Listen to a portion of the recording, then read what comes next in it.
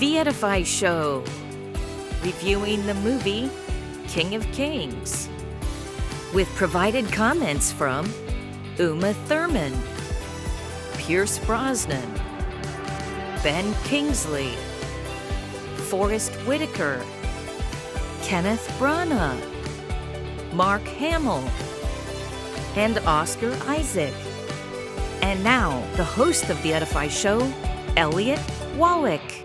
Hi everybody, welcome to the Edify Show. This is going to be a movie review edition, and for those of you that love movies as much as I do, this is going to be really fun to talk about. I know some people are really excited about this film. The pre-sales on the tickets are sky high. I'm talking about the animated movie King of Kings, and this is the very first animation from Angel Studios, and I'm excited to talk about it. You know, for those of you that don't know me, I love movies. Now, one of the things I love asking people is, what's your favorite movie? In fact, this is generally what I'll ask, is I'll say, what's your top 3 favorite movies? But I'll even settle for one. I'm going to bribe you. Please post below what your favorite movie is. Share it with the world. I like asking it because I hate to miss out on something. And then I'm going to pick somebody randomly. I'm going to give you a wearable blanket, which, trust me, you're going to love, and a cookbook that I had to lose 15 pounds after I made that. It's a really good cookbook. But just comment below, register at our newsletter, hearties.com, and I'm going to announce the winner Wednesday, and I'll do it through the email. But anyway, all that to say, one of the favorite movie answers I get a lot is Princess Bride. Now, I know some of you might be nodding your head because, you know, I love Princess Bride. I don't know anybody who wouldn't love that movie. It's like hating the Beatles or something. How do you hate Princess Bride? And some of you, maybe you're going, I don't know what that is. If that's the case, stop what you're doing, pause the video, go watch Princess Bride. Call in sick. It's an incredible film. But this is going to shock you. The movie King of Kings reminded me of Princess Bride. And you're going to be like, how? How is that possible? The thing is, when you're going to make a movie about the life of Jesus and you're going to try to bring it to children, it's a tricky thing, right? I mean, how do you bring the story of Jesus to a child without making it seem fictional or boring or scary? Like, you're not going to bring your little one to see the Passion of the Christ, but it'll definitely seem more real than if you bring him to a movie where Jesus is, portrayed as an asparagus, right? So that's why I thought The King of Kings was just brilliantly executed. I loved what they did with The King of Kings. I'm going to give you a couple reasons. One, okay, the story is based, or maybe loosely based, on the story Charles Dickens would read to his family, and that's the approach. But the brilliance of it is that what they did is you're able to watch it, you're able to experience it through the eyes of a child, where his parents were telling him the story of Jesus. And it kind of commingled the theatrics and the storytelling of his father with the events as they were unfolding. And sometimes the child would actually be part of the event, and sometimes he would be in the room listening to his dad talk. It was really a masterclass. I mean, I thought, when you start revisiting these movies about Jesus, and I'm a fan, I love a lot of them, but one of my struggles, though, is when the movies wander so far away from what I would call the source material, because I'm a huge fan of the source material. And of course, I'm talking about the Bible for those of you playing at home. But it gets tricky when you're trying to bring it to kids. And I'm going to tell you, by the way, one right off, if you've never seen it. It's called The Miracle Maker. It's got Ralph Fiennes and Alfred Molina. It's awesome. Icon made that movie. But now we have The King of Kings, which is a funny title because there was another big movie about Jesus called King of Kings from 1961. That's going to be an interesting piece of Google confusion for people. People are going to wonder if they're bringing it back. Nope, they're not. This is a new one. But there is another Jesus film, an epic, that reminded me of this one. It was live action. It was called The Greatest Story Ever Told. And it seemed like everybody in Hollywood wanted to be part of that movie. I mean, you had Charlton Heston, you had Martin Landau, you had Roddy McDowall. I mean, everybody. They had John Wayne playing the centurion. You should see it. It's pretty funny. Surely this man was the Son of God. Waha. I mean, half of Hollywood was in that film. But check this out. King of Kings. You've got Brosnan, Uma Thurman, Ben Kingsley, Whitaker, Kenneth Branagh, Oscar Isaac, Mark Hamill. They must have spent a mint on this. It looks beautiful. And this is from a guy that has seen Ratatouille more times than anybody watching this. There's a story behind it, but believe me, I've seen a lot of animation. This looks amazing. You know what? But don't take my word for it. Let's take a quick look at the trailer. Ladies and gentlemen, excuse me for just a moment. King Arthur! Get down from there! 1, 2, 3!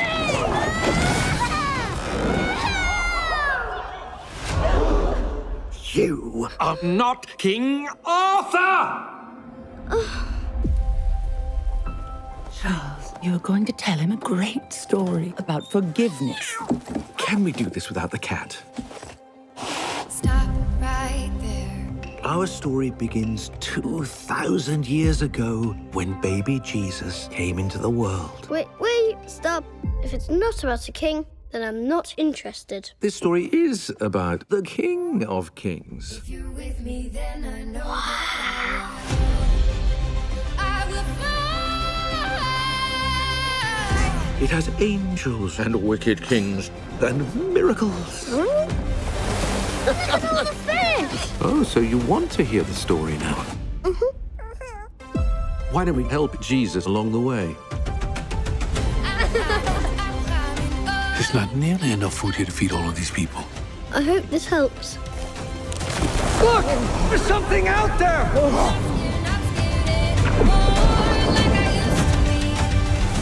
Don't be afraid. This was a miracle to some, but a threat to others. Why don't we just turn the people against him? Open up my eyes and see, and I'm not only wishing, dreaming. Take him! Can't we help him? Yes, but not the way you think. Thank you, Daddy. It's time. This is what my father wants. I'll accept it, and so should you. You see, a true king serves his subjects.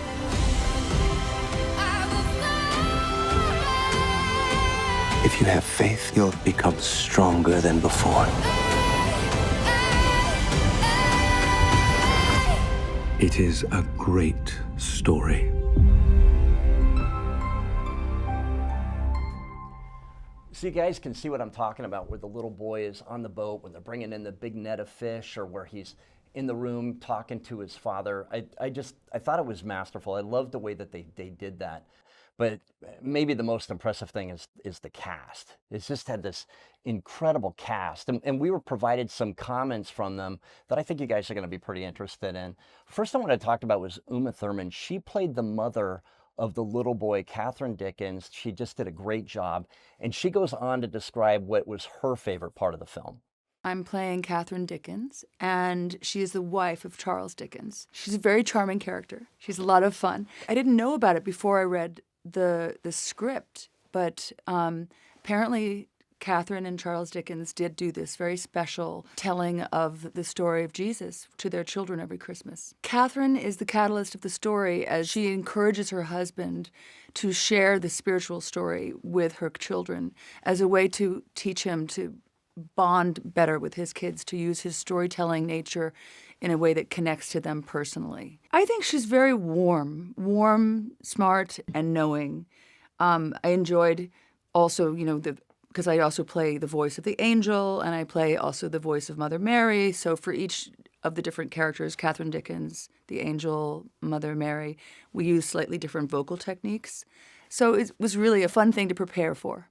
Motherhood has been my biggest role.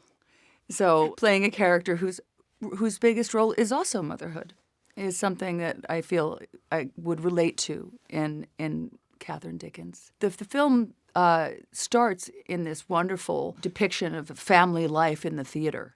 And Dickens is doing, as apparently he did do a performance of one of his works, and is besieged by his wife and many children and cat. I mean, the main thing is that, the script is beautifully written, and it interweaves the story of Jesus with also the story of the Dickens and their family.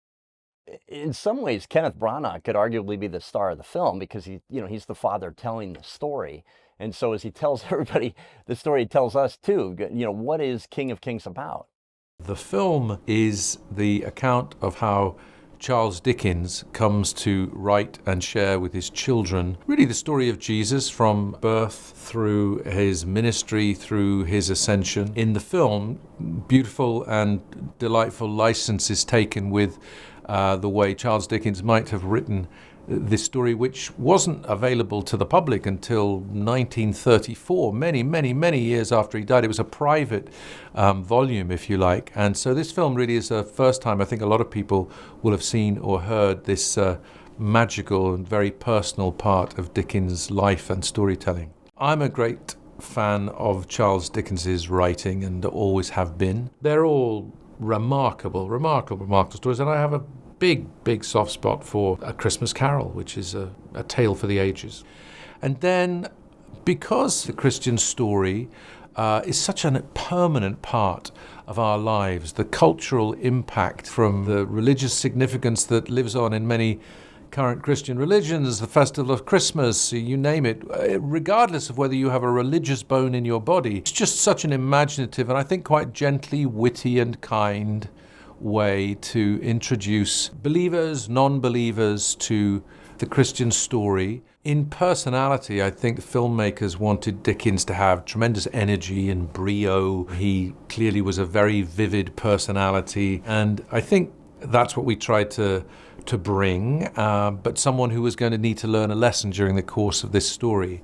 But we meet him as his latest public performance is interrupted by the wayward behavior of his son Walter, that has him decide to tell Walter a story that ultimately he thinks he's about ready for. But as he does so, there are lots of lessons and moments of bonding between father and son and learning how to be an authentic father to his own children, something that the busy public man may have dropped. I think that there's a sense at the beginning of the film that Dickens is the man who must be obeyed, whose work must be respected, who, when his door is closed, must be left alone. When his family tend to remind him that the stories, in a way, come from his experience of life, which is largely with them. And the film offers this opportunity for Dickens to try and reconnect with his children. So it's quite a salutary experience for the Charles Dickens in The Life of Our Lord to have to tell perhaps the most important story he's ever told, about perhaps the most important thing that many people think has ever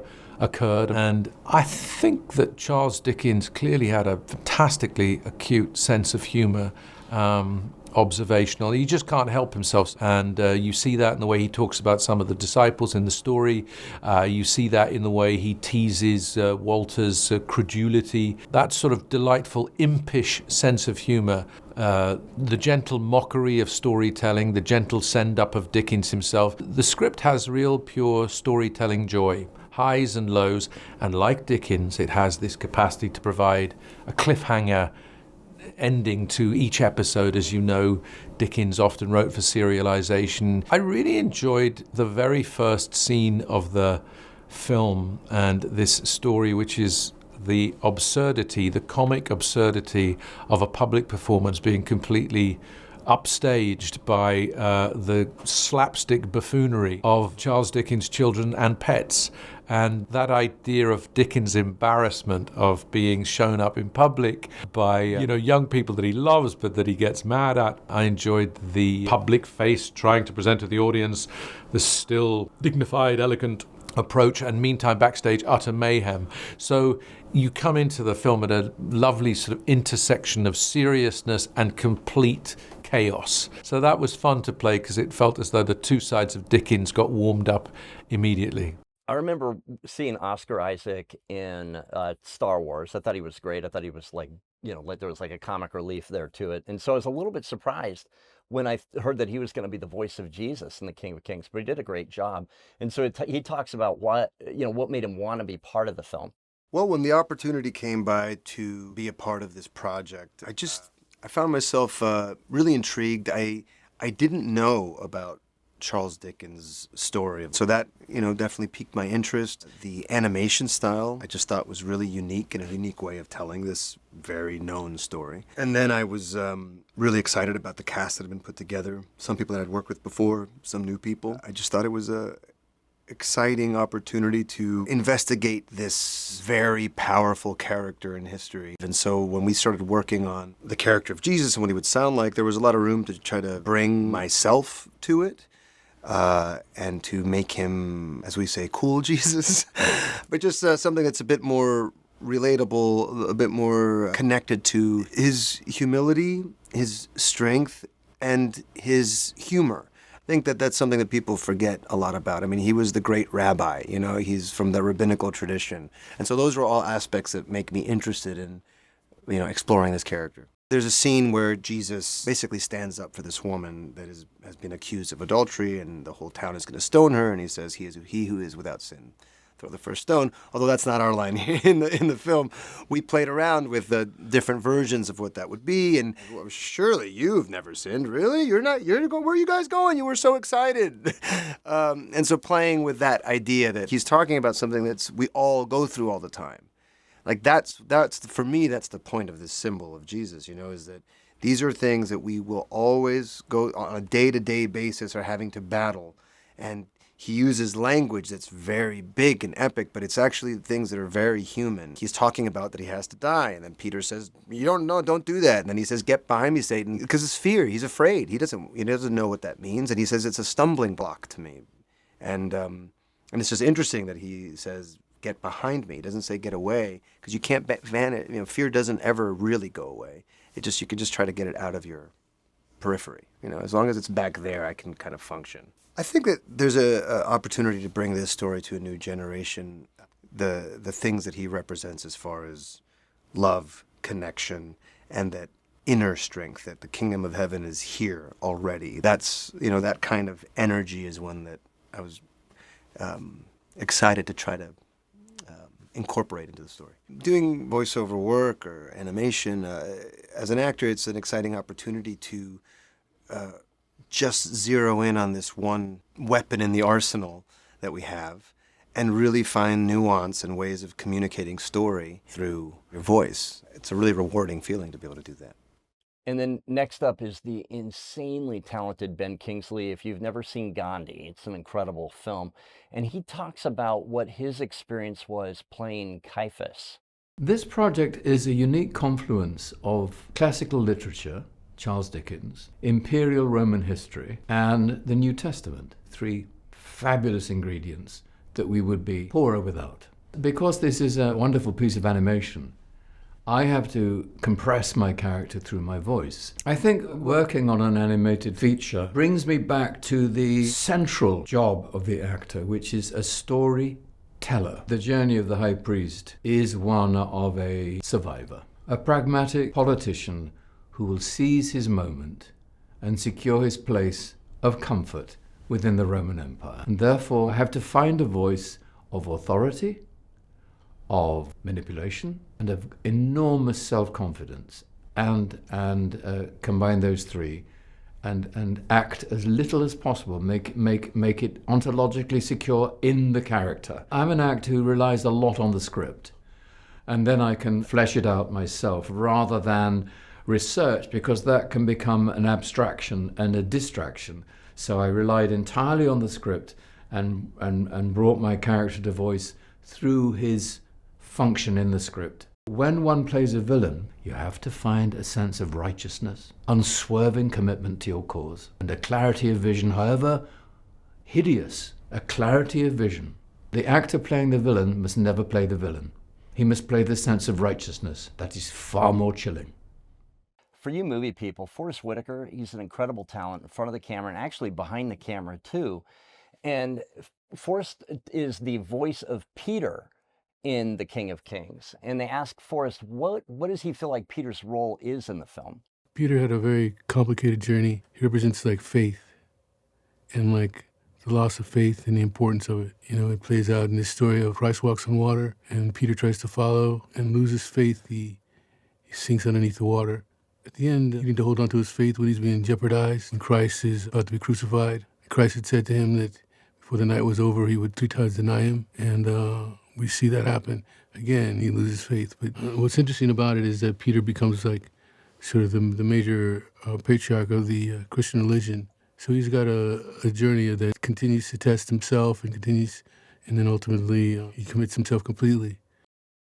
I know personally, I was shocked when I heard that Mark Hamill was playing in this film. You know, Mark Hamill, I know everybody thinks of him with Star Wars, but his experience in animation is incredible. Like, if you look at his IMDb page, he's played in so many animations. He is renowned as the Joker in the Batman animation. So this was a real score, in my opinion. And Mark Hamill plays Herod, and he talks about for himself what went into playing such an evil man as King Herod.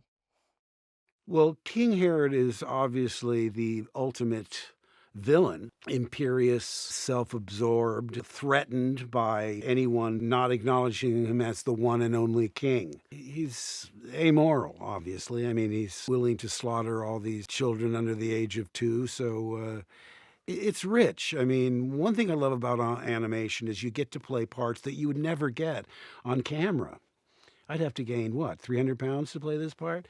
And that's what's so thrilling. The character actors are described as someone who disappears into the character and you don't see the actor. Well, animation does that for you. You see a visual created by someone else. It's so liberating to not be seen. You're emboldened by your choices because the camera's not right up in your face. I'm personally a huge Pierce Brosnan fan. I mean, going all the way back to Remington Steele. And then, you know, of course, people remember him as the early James Bond. And now in this case, Pontius Pilate in The King of Kings. And he talks about, you know, his experience playing that role. The role of Pontius Pilate is a climactic moment in the life of Jesus Christ. I play Pontius Pilate, and he is a man who is, in our story, a civil servant, a man who goes to the court, who goes to the temple, and he's confronted by this wretched man who's been beaten, who they call the Messiah. And it falls upon my shoulders to deal out the punishment. I was quite enamored with the idea of my playing Pontius Pilate. I'm Irish. I was brought up Catholic. In the 50s in Ireland, the Christian Brothers, the nuns, Catholicism was part of my life. I served Mass. The crucifixion of Christ stood before me every Sunday. And so this story of Jesus Christ is very much part of my education and philosophy of life as a man. Christmas for me as a boy in Ireland was a massive occasion and celebration, and I believed in the Star of Bethlehem. I believed in the kings. I lent my heart and imagination to the story of Jesus. You'd have the little creche at home, and you'd bring in the animals one by one, and the star would go above the manger. So all of this is very much in my life, and we have continued it. I passed it on to my children, and my wife Keely supported it, and it feels like there's a kind of dilution of the celebration of Christmas now. It feels so much trauma has happened in our lives. You know, everything has changed, utterly changed. This will be good. This will be good to have the retelling of Jesus Christ, our Lord, our Savior. Why not? We need it. Man, I love that kind of stuff. I love hearing from the actors. I love the behind the scenes. I think that's probably why I love doing this show and just hearing from them. So thank you to Angel Studios for letting me have access to those interview clips, and of course watching the movie before it comes out. And as it turned out, I really did like it. So 2 thumbs up from Edify for King of Kings. Highly encourage you guys to see it, especially if you've got kids. You can find showtimes at angel.com. And in the meantime, we'll see you next time on The Edify Show. Don't miss the next episode of The Edify Show. Elliott will be interviewing Neil Crone of When Hope Calls. Don't forget to like and subscribe.